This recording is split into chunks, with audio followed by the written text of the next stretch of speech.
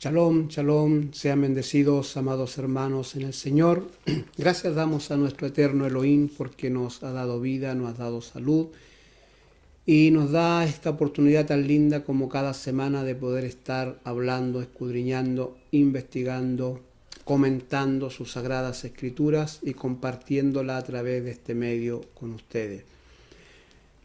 Ya por 2 semanas hemos venido hablando de la escritura, de la Biblia, de este conjunto de libros, pero lo hemos venido haciendo desde afuera, analizando el proceso de cómo se escribió y cómo se ha mantenido a través del tiempo.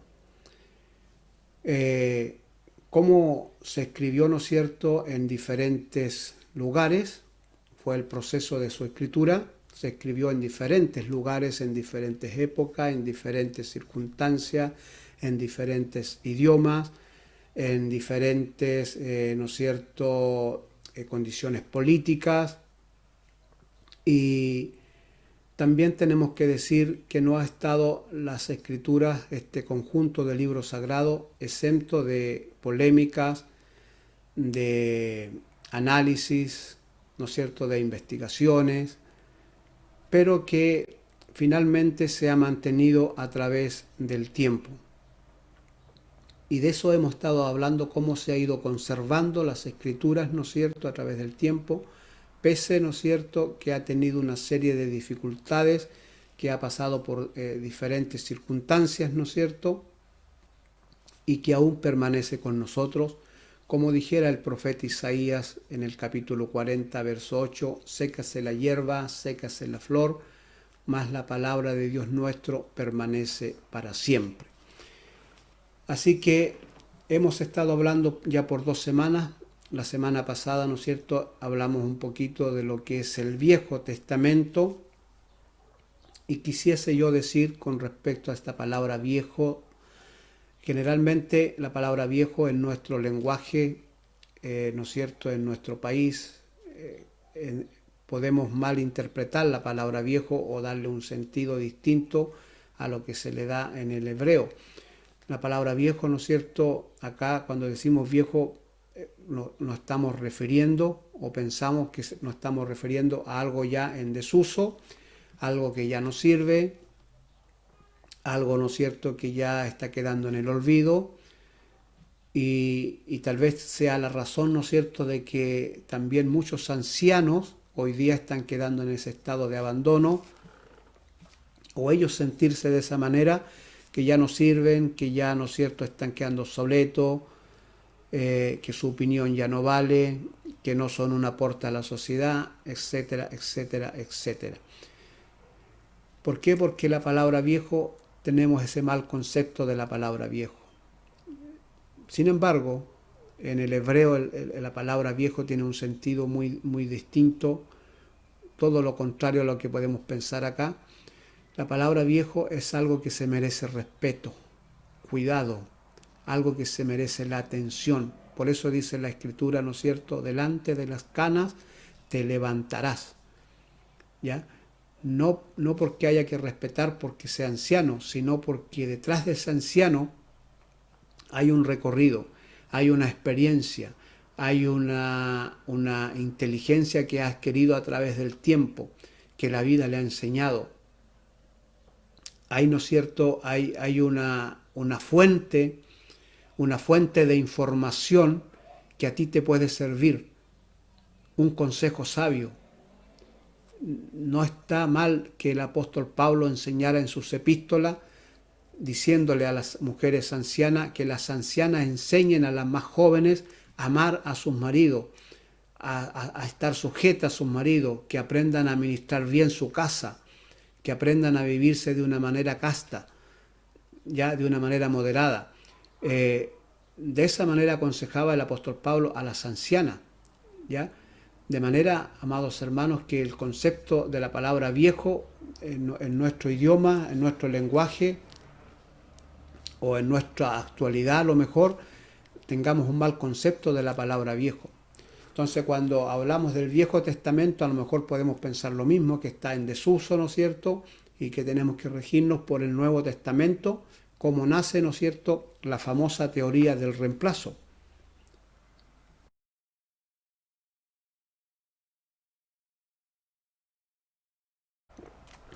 Esta teoría del reemplazo que nace en algún momento, ¿no es cierto?, enseñando, ¿no es cierto?, que ya el Viejo Testamento está en desuso, que ahora tenemos que regirnos por el Nuevo Testamento, ¿ya? Así que así van haciéndose las cosas, ¿no es cierto?, pensando o malinterpretando a veces las cosas. Así que corrijo eso con respecto al Viejo, porque voy a hablar cuando voy a nombrar el Viejo Testamento, pero lo estoy haciendo pensando en que se merece respeto, que Él tiene mucho que enseñarnos, porque en Él se encuentran los pensamientos, los deseos, la manera que el Eterno se reveló, ¿no es cierto?, a través del tiempo, a profetas, a Moisés, a hombres, ¿no es cierto?, y que los inspiró a escribir para que hoy día nosotros tuviéramos en nuestro conocimiento cómo piensa el Eterno, cómo actúa, cuáles son sus intenciones con nosotros, ¿ya? Aquí no está en juego la existencia de Dios, no está en juego si las escrituras muestran o no muestran la existencia de Dios. No, aquí está el pensamiento de Dios, ¿ya? Porque Dios no tiene que mostrarnos que Él existe a través de las escrituras, aunque está. Pero dice el apóstol Pablo que la existencia de Dios y toda su deidad se revelan a través de la creación. Es decir, aunque no hubiera escritura, con mirar la creación yo me voy a dar cuenta que hay un ser supremo, que hay un creador, ¿ya? Así que no está aquí en la escritura en juego si logran mostrar o no logran mostrar la existencia de Dios. No, aquí está el pensamiento de Dios, revelado para que nosotros lo tuviésemos en nuestras vidas, para que lo conozcamos, para que aprendamos de Él. Aquí están sus consejos, su sabiduría. Está todo lo que necesitamos para vivir una vida feliz aquí en el planeta que Él nos ha entregado en nuestras manos. Bien, vamos hoy día a hablar específicamente del Nuevo Testamento, como lo hicimos la semana pasada del Viejo, ¿no es cierto?, que vimos a grueso modo cómo se escribió, ¿no es cierto?, cómo se fue dando la escritura del Viejo Testamento, ¿no es cierto?, a través del tiempo. Hoy día vamos a hablar del Nuevo Testamento y después vamos a hablar al final cómo se juntan todos estos escritos que fueron hechos por diferentes hombres en diferentes épocas, en diferentes idiomas, en diferentes lugares, en diferentes circunstancias, etcétera, etcétera, etcétera, y que al final se juntan todos estos libros sagrados y se forma lo que hoy conocemos como Biblia, ¿ya? Vamos entonces con el Nuevo Testamento. Y lo primero que quiero decir del Nuevo Testamento es que el Nuevo Testamento, ¿no es cierto?, los que lo escribieron, no lo escribieron con la intención de reemplazar el Viejo Testamento. Nada que ver y nada más lejos de la verdad también. Ellos jamás pensaron que estaban escribiendo un tal libro llamado Nuevo Testamento, o que estaban escribiendo parte de lo que más tarde íbamos a conocer como Biblia. No, nada que ver. Ellos no estuvo en ellos ese pensamiento. Los que escribieron los evangelios, el apóstol Pablo y todos los apóstoles que escribieron cartas, nunca estuvo en ellos el pensamiento de que estaban escribiendo para que más tarde se formara lo que hoy conocemos como Biblia, ¿ya? Por ejemplo, Lucas escribe a un hombre llamado Teófilo con el fin de aclararle en su mente todo lo que había ocurrido, lo que estaba ocurriendo, todo en torno a Cristo, todo en torno al Evangelio, a un hombre llamado Teófilo que no sabemos quién es, suponemos que es un romano de la alta sociedad, que fue evangelizado, ya que se le presentó a Cristo, se le habló de él, y que Lucas escribe para él, no se sabe si por petición de él o por iniciativa de Lucas de aclararle las cosas para que él tenga la información de la manera más correcta posible. Y es como Lucas dice, por ejemplo, en el Evangelio de Lucas, en el capítulo 1, verso 1 al 4, Lucas dice lo siguiente: puesto que ya muchos han tratado de poner en orden la historia de las cosas entre nosotros, que entre nosotros han sido ciertísimas, tal como nos las enseñaron los que desde el principio lo vieron con sus ojos y fueron ministros de la palabra. Me ha parecido también a mí, después de haber investigado con diligencia todas las cosas desde su origen, escribírtelas por orden, oh excelentísimo Teófilo, para que conozcas bien la verdad de las cosas en las cuales has sido instruido. ¿Ya? De ahí se deduce, ¿no es cierto?, que era una persona muy importante, algún romano muy importante, porque él lo llama excelentísimo Teófilo, una palabra que se usaba en su época para referirse a una persona, ¿no es cierto?, de un alto cargo, ¿no es cierto?, en aquel entonces, ¿ya? También, ¿no es cierto?, como está en el libro de los Hechos, en el capítulo 1, que el autor es el mismo, Lucas, y él dice lo siguiente, capítulo 1, verso 1 en adelante, dice: en el primer tratado se está refiriendo al Evangelio de Lucas, lo primero que le escribió. En el primer tratado, oh Teófilo, hablé acerca de las cosas que Jesús comenzó a hacer y a enseñar, hasta el día en que fue recibido arriba, después de haber dado mandamiento por el Espíritu Santo a los apóstoles que había escogido, a quienes también, después de haber padecido, se presentó vivo con muchas pruebas indubitables, apareciéndoseles durante 40 días y hablándoles acerca del reino de Dios. ¿Ya? Ahí también escribe este libro llamado Los Hechos de los Apóstoles también a Teófilo. ¿Ya? Entonces aquí ya vemos que nunca estuvo en Lucas, por ejemplo, el pensamiento de escribir para que más tarde se formara lo que nosotros conocemos como Nuevo Testamento y más tarde se formara lo que conocemos como Biblia. No estaba en ellos ese pensamiento.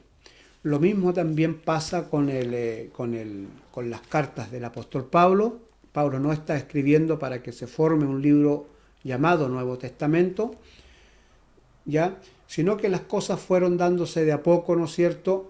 Y el Espíritu Santo inspiró a estos hombres para que escribieran, sin saber que más tarde, ¿no es cierto?, estos libros iban a ser todos reunidos y que iba a existir lo que hoy conocemos como Biblia. ¿Ya? Lo mismo pasa con los escritores del Viejo Testamento. Analicemos un poquito las cartas del apóstol Pablo. Lo mismo pasa con el apóstol Pablo. Pablo no escribe para que se escriba el Nuevo Testamento, para que se forme la Biblia. En ningún caso escribe para eso. Por ejemplo, Pablo escribe la primera carta de Corintio con el fin de corregir a la iglesia que estaba en Corintio, donde habían ciertos problemas. Que él se entera de estos problemas, no puede estar inmediatamente presente, ¿ya?, y a través de una carta trata de corregir algunas cosas. Y ese es el propósito, por ejemplo, de Primera de Corintios, en el capítulo 1, verso 10 en adelante, dice: os ruego pues, hermanos, por el nombre de nuestro Señor Jesucristo, que habléis todos una misma cosa y que no haya entre vosotros divisiones, sino que estéis perfectamente unidos en una misma mente y en un mismo parecer. Porque he sido informado acerca de vosotros, hermanos míos, por los de Cloe, que hay entre vosotros contiendas.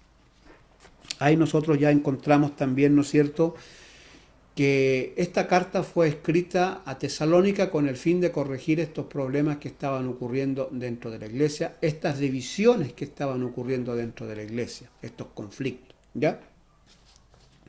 Más tarde estos escritos se van encontrando, pero no estos escritos originales de Pablo, sino que copias de estas cartas también, lo mismo que ocurrió con el Viejo Testamento. Después se van haciendo copias Y finalmente, cuando se encuentran estas copias, ¿no es cierto?, en algún año que ya vamos a explicar, se forma esto que se llama, que conocemos hoy día como Biblia, ¿ya? En Primera de Tesalónica, por ejemplo, también aquí ocurre un hecho. Primera de Tesalónica también la escribe el apóstol Pablo, por ejemplo, en el capítulo 4, verso 13, donde Pablo habla de la venida del Señor. ¿Qué pasa en Tesalónica? En Tesalónica ocurre, ¿no es cierto?, que la hermandad que había, la iglesia, que la componían hermanos, personas, algunos empiezan a morir. Y ellos esperaban que la venida de Cristo fuera inminente. Y no viene. Hay un retraso, ¿no es cierto? No viene Cristo. Y se empieza y surge una preocupación en ellos. ¿Qué va a ocurrir con los que mueren cuando Cristo venga? Entonces Pablo escribe esta carta para alentar a los hermanos, para aclararle el tema a los hermanos, ¿no es cierto? Y les explica lo siguiente. Capítulo 4 de Primera de Tesalónica, verso 13 en adelante dice: Tampoco queremos, hermanos, que ignoréis acerca de los que duermen, para que no os entristezcáis como los otros que no tienen esperanza. Porque si creemos que Jesús murió y resucitó, así también traerá Dios con Jesús a los que durmieron en él. Por lo cual os decimos esto en palabra del Señor, que nosotros que vivimos, que habremos quedado hasta la venida del Señor, no procederemos a los que durmieron. Porque el Señor mismo, con voz de mando, con voz de arcángel y con trompeta de Dios, descenderá del cielo, y los muertos en Cristo resucitarán primero. Luego nosotros, los que vivimos, los que hayamos quedado, seremos arrebatados juntamente con ellos en las nubes, para recibir al Señor en el aire, y así estaremos siempre con el Señor. El apóstol Pablo, a través de esta carta, consuela a los hermanos que no se preocupen, que si mueren algunos no significa que ya perdieron la vida eterna, cuando Cristo venga ya no van a estar, sino que él dice, van a resucitar. Él mismo, con voz de mando, con voz de arcángel, los va a resucitar, ¿no es cierto?, y los va a llevar al aire juntamente con los que vivamos en ese momento, ¿ya? Ese es el propósito de la carta de Primera de Tesalónica, y en ningún caso, ¿no es cierto?, Pablo está escribiendo y diciendo, conserven la carta, guárdenla bien, para que después, en el futuro, vengan los otros hermanos y puedan escribir el Nuevo Testamento, puedan formar la Biblia. No hay nada de eso, no está ese pensamiento. Ellos nunca se enteraron que se escribió un Nuevo Testamento y que más tarde se formó un libro llamado Biblia, ¿ya? Aunque el Espíritu Santo lo estaba guiando por allá, guiando hacia allá, aunque ellos no lo sabían, ¿ya? Bien, sigamos. Lo mismo que ocurrió con el Antiguo Testamento ocurre con el Nuevo. A través del tiempo se van haciendo copias porque los originales se van desgastando, de mano en mano se van haciendo pedazos y se van generando copias y copias de estos libros. Y estos son los que después se encuentran para formar el Nuevo Testamento, ¿ya? Y yo quisiera explicar aquí, antes de avanzar, algo con respecto al Nuevo Testamento, ¿no es cierto? El Nuevo Testamento, ya les decía yo que no estuvo la intención en ellos, en los escritores, o no estuvo el pensamiento en ellos que más tarde se iba a formar un libro llamado Biblia. Pese a todo ello, ¿no es cierto?, a todas las circunstancias que le tocó vivir a Pablo, por ejemplo, en la cárcel, en las golpizas que le dieron y todo eso, Pablo, a través de las cartas, era el medio que tenía para, de alguna manera, explicarles el Evangelio o solucionar problemas a los hermanos a través de la distancia. Era el instrumento que él usaba, la epístola, ¿ya?, la carta. Otra de las cosas que quisiera explicar con respecto al Nuevo Testamento, el Nuevo Testamento no vino a reemplazar el Viejo Testamento. Ellos no están escribiendo para que más tarde dejaran en desuso el Viejo Testamento, de ninguna manera. El Nuevo Testamento es la explicación del Viejo Testamento. Es la revelación del Viejo Testamento. ¿Ya? Eso es el Nuevo Testamento. En ningún caso el reemplazo. ¿Ya? Si quitamos el Nuevo Testamento, hacemos incomprensible el Viejo Testamento. Si quitamos el Viejo Testamento, hacemos incomprensible el Nuevo Testamento. Están ligados, están de la manito. Son uno solo. ¿Ya? Así que aquí ninguno está reemplazando al otro. ¿Ya? Ninguno. El Nuevo Testamento es la explicación del Viejo Testamento. Tal como lo dijera Pablo en la carta a los Gálatas, en el capítulo 1, ya, verso 10 en adelante, lo vamos a leer acá, Gálatas capítulo 1.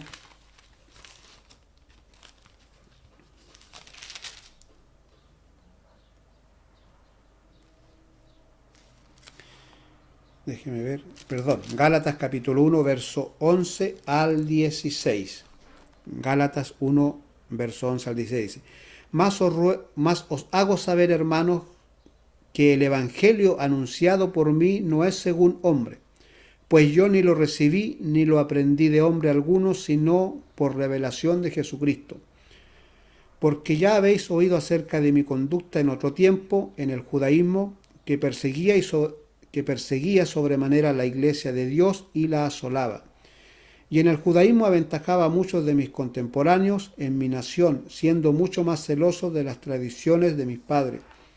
Pero en cuanto agradó a Dios, que me apartó desde el vientre de mi madre y me llamó por su gracia, revelar a su Hijo en mí para que yo predicase entre los gentiles. No consulté enseguida con carne ni sangre. Dice el apóstol Pablo que el Eterno le reveló a su Hijo, le reveló la Escritura. ¿Qué Escritura? La del Antiguo Testamento, que era lo que existía en ese entonces. Pues en el Viejo Testamento estaba la persona de Yeshua, estaba su muerte, estaba su resurrección, estaba el plan ideado por nuestro Eterno de salvación para toda la humanidad allí. Pablo en el judaísmo no entendió eso, no lo comprendió, no le fue revelado allí. Por eso él dice, no me lo reveló carne, no me lo reveló sangre, sino el Eterno. Eso es el Nuevo Testamento, amados hermanos, la revelación del Viejo Testamento, donde se encontraba la persona de Yeshua, donde se encontraban cada una de las cosas que ocurrió en el Viejo Testamento, tenían un simbolismo, ¿no es cierto?, o eran la sombra de lo verdadero, de lo que todavía no se conocía como verdadero, ¿ya? Es de ahí, por ejemplo, que el apóstol Pablo hablara, por ejemplo, de un sacrificio que se hacía en el templo llamado sacrificio de paces. Él lo habla en Efesios, en el capítulo 2, ¿ya? Donde él hace esta explicación aquí, del verso 14 al verso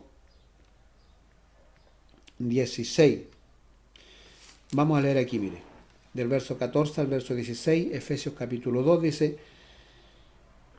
porque Él es nuestra paz, que de ambos pueblos hizo uno, derribando la pared intermedia de separación, aboliendo en su carne las enemistades, la ley de los mandamientos expresados en ordenanza, para crear en sí mismo de los dos un solo nuevo hombre y haciendo la paz. Y mediante la cruz reconciliar con Dios a ambos en un solo cuerpo, matando en ella las enemistades. Mire lo que está diciendo el apóstol Pablo, lo que está explicando. El sacrificio que existía cuando estaba el templo, existía un sacrificio de paces, ¿ya? ¿Recuerda usted el hecho cuando Yeshua está en el templo, ¿no es cierto?, y ve que todos van a ofrendar, van a echar su ofrenda al alfolí? Él observa y mira y dice, ¿no es cierto?, y dice una enseñanza. Cuando vengas a dejar tu ofrenda y allí te acuerdas que tu hermano tiene algo contra ti, ve y reconcíliate con él primero. y después trae tu ofrenda, para que sea válida, porque si no, no es válida tu ofrenda ante Hashem. Bueno, de ese sacrificio, de esa reconciliación que habla Yeshua allí, existía un sacrificio.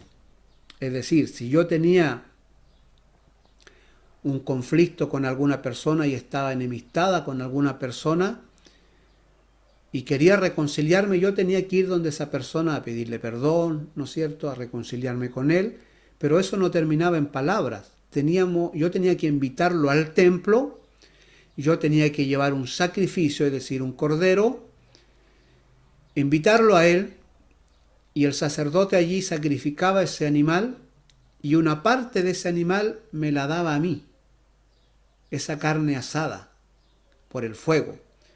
Y yo allí comía con la persona a la cual yo le hice daño, con la cual yo me estoy reconciliando. Tenía que comer ese sacrificio, ¿ya? Incluso por 2 días, si quedaba carne para el otro día, 2 días.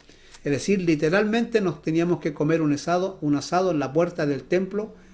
Ese era el sacrificio de la reconciliación, así se llamaba, la ofrenda de paces, porque uno hacía las paces con la otra persona, se reconciliaba. Ese era el sacrificio, pero ese sacrificio no era el verdadero, era la sombra del verdadero sacrificio que había de venir. Por eso el apóstol Pablo dice en Efesios 2, en el verso 14, dice, porque Él es nuestra paz, es decir, Él es el sacrificio de nuestra paz, ¿ya? Que de ambos pueblos hizo uno, ¿ya? Y como dice en el verso 16, y mediante la cruz reconciliar a ambos en un solo cuerpo, matando en ellas las enemistades. Es decir, con el sacrificio de Cristo, Él mató las enemistades que había entre judíos y gentiles. ¿Mediante qué sacrificio? Del Cordero, del verdadero Cordero, de Yeshua, ¿ya? Esto Pablo no lo había entendido en el judaísmo. ¿Cuándo lo entendió? Cuando se le reveló el Evangelio, cuando el Eterno le pareció bien revelar a su Hijo en él y mandarlo a predicar a los gentiles. Ahora Pablo tiene la revelación del Viejo Testamento, de las cosas que allí ocurrieron. Pablo la está viendo clarita allí ahora. Por eso él dice, la circuncisión de la carne ya no sirve, lo que sirve es la circuncisión, la verdadera circuncisión es la del corazón. La circuncisión de la carne era la sombra de la verdadera circuncisión que había de venir. ¿Se fija usted? Eso es el Nuevo Testamento, la revelación del Viejo Testamento, ¿ya? Es la correcta interpretación del Viejo Testamento. Eso es, ¿ya? Pero no es el reemplazo del Viejo. Espero que se entienda eso y se comprenda. No tiene nada que ver con la teoría del reemplazo, ¿ya? Algunos hasta el día de hoy dicen, ¿por qué me guío? ¿Por el Viejo o por el Nuevo? Por ambos, es uno solo, ¿ya? Bien, sigamos, para no ahondar más en eso, ¿no es cierto? Es para que tengamos la idea más o menos de lo que es el Nuevo Testamento. En el tiempo de Pablo, fíjese, cuando Pablo todavía estaba vivo, ya se escribían cartas usurpando su nombre. Mire, en el libro de Segunda de Tesalonicenses, lo vamos a revisar. Segunda de Tesalónica, capítulo 2, verso 1 y 2. Dice lo siguiente: pero con respecto a la venida de nuestro Señor Jesucristo y nuestra reunión con Él, os rogamos, hermanos, que no os dejéis mover fácilmente de vuestro modo de pensar, ni os conturbéis ni por espíritu, ni por palabra, ni por carta, como si fuere nuestra. ¿Ya? Ahí Pablo ya está explicando y diciendo que en su tiempo, en su época, ya se escribían cartas como que él las escribía, es decir, usando su nombre. ¿Ya? Así que Explico esto para que usted se haga la idea de que una vez que mueren los apóstoles, después surgen copias de las cartas de los apóstoles y usted sabe que una copia va perdiendo información porque algunas letras se borran, porque hay una parte que se rompió y van añadiendo para poder completar el texto. De manera, ¿no es cierto?, que con el tiempo no recibimos las cartas originales del apóstol Pablo, ¿ya? Y las cartas que se recibieron más tarde, tampoco uno puede decir son 100% del apóstol Pablo o fueron copias que enviaron otras personas usando el nombre de Pablo, ¿no es cierto? Pero es lo que recibimos, ¿ya? Así que todo esto es informaciones para que tengamos claro cómo se escribió la escritura. Por ejemplo, en el libro de Romanos, capítulo 16, verso 22, Romanos 16, en el verso 22, dice el apóstol Pablo, ya terminando la carta casi, dice: yo, Tercio, que escribí la epístola, os saludo en el Señor. ¿Qué le parece? La carta a los romanos, según aquí, no la escribió Pablo. Puede que Pablo le hubiese estado dictando la carta, pero quien la escribe es su nombre llamado Tercio. Dice: yo, Tercio, que escribí la epístola, os saludo en el Señor.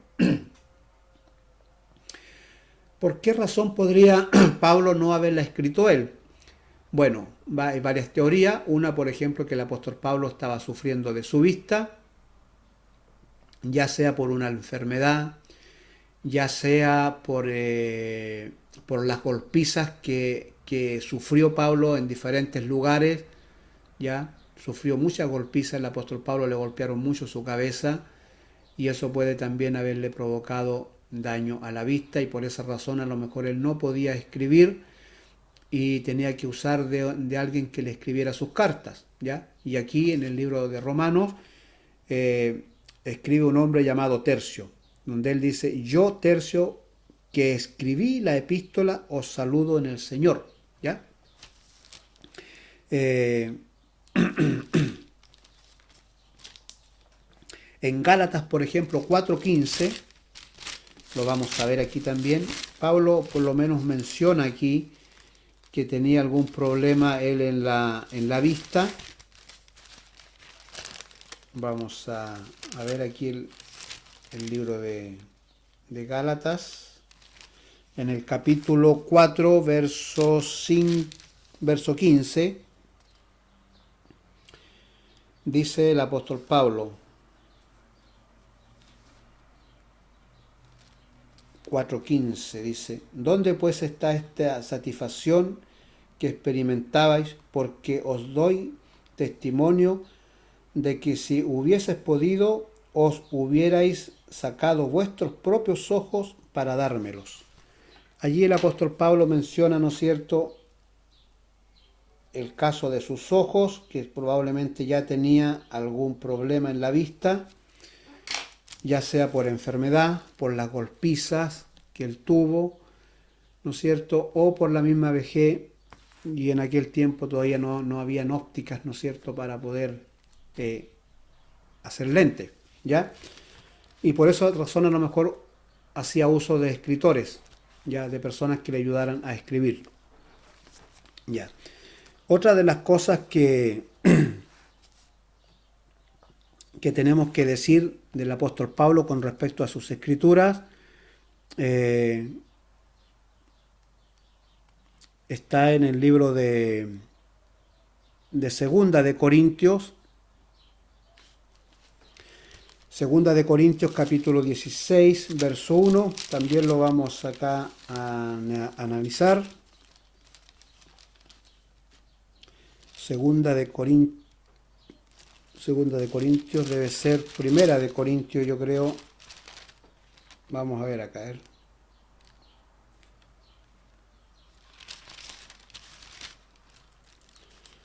Primera de Corintios 16, verso 21, dice: Yo, Pablo, escribo esta salutación de mi propia mano. Aquí el apóstol Pablo, esta palabra, yo escribo esta salutación de mi propia mano, la repite en varias epístolas. Probablemente las cartas eran escritas por otra persona, pero las salutaciones, es decir, los saludos finales, la despedida de la carta, la escribía el apóstol Pablo, ¿ya? Para que de alguna manera los hermanos tuvieran la fe de que quien dictaba la carta por lo menos era el apóstol Pablo y no era una carta falsa, ¿no es cierto?, donde usurpaban su nombre. Por ejemplo, en segunda de Tesalónica 3:17, vamos a revisar acá. Miren, la segunda epístola a la iglesia de Tesalónica, en el capítulo 3, verso 17, miren lo que dice Pablo. La salutación es de mi propia mano, de Pablo, que es el signo en toda carta mía, así escribo. Si usted se fija, Pablo varias cartas al parecer las dicta para que alguien las escriba por él, pero la parte final la escribe él como puede, ¿no es cierto?, para que los hermanos tengan la confianza de que él dictó la carta, de que él estuvo presente, de que es una carta legítima de él, probablemente para evitar, ¿no es cierto?, o de alguna manera desenmascarar aquellas cartas que andaban dando vuelta donde usurpaban su nombre. Y así, amados hermanos, se fueron escribiendo las epístolas, el Nuevo Testamento, ¿no es cierto? Y después se fueron haciendo copias en el tiempo. Ya una vez que mueren los apóstoles, ya no había quien corrigiera alguna epístola. Y fue lo que fue, ¿no es cierto?, apareciendo en el tiempo, de donde se sacan los textos para después formar la Biblia. En el siglo, las primeras cartas o los primeros escritos que se encontraron, ¿no es cierto?, del Nuevo Testamento datan del siglo X. Imagínense, del siglo X. Y toda la escritura, las cartas apostólicas, los evangelios se escribieron en el primer siglo. Las primeras cartas tienen que haberse escrito en el año 50, es decir, más o menos 15 años después de la resurrección de nuestro Señor Jesucristo. Nuestro Señor Jesucristo murió por ahí en el 36, aunque la Biblia dice que el 33, pero hay 4 años perdidos allí, ¿no es cierto? Y por eso los libros históricos datan más o menos de que Jesús murió entre el 36 y el 39. De ser así, entonces las primeras cartas surgen en el año 50 más o menos. Estamos hablando alrededor de 15 años después de la resurrección de Cristo que aparecen las primeras epístolas. Y casi todo el Nuevo Testamento, los evangelios y las epístolas, se escriben en el primer siglo. El último en escribirse es el Apocalipsis, que data más o menos en el año 98, 99. Incluso se puede decir que ya aparece en el segundo siglo, ya a principios del segundo siglo. De manera, amados hermanos, que las cartas que se encontraron para escribir la Biblia, los escritos aparecen en el siglo X, harto más adelante, ¿no es cierto? Y es aquí, ¿no es cierto?, donde aparece un hombre llamado Erasmo, ¿ya?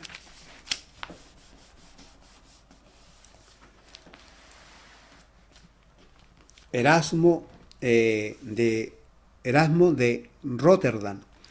Este hombre toma estos escritos que encuentra, ¿no es cierto?, que datan del siglo X, los traduce, ¿no es cierto?, al griego y forma una especie de códice, forma una especie de un Nuevo Testamento con todos los escritos que encuentra, que son alrededor de 5.000 escritos, donde hay partes de la carta de Pablo, donde algunas cartas no están completas, le faltan fragmentos, donde hay letras borrosas. Todo esto él lo junta, ¿no es cierto? Y empieza a formar una matriz, ¿ya? Llamado texto receptu, o en el latín, que significa texto recibido. ¿Ya? Y esto es el texto receptu. Esta matriz que hace Erasmo, ¿no es cierto? Y que la publica por allá por el 1516, 1517, ¿no es cierto? Y de este texto receptu, o de este texto recibido, de estas cartas que encuentran, ¿no es cierto?, que datan del siglo X, donde Erasmo tuvo que él complementar, por ejemplo, donde faltaba un pedacito de palabra, él tuvo que complementar aquello, ¿no es cierto?, rellenar aquello, ¿ya?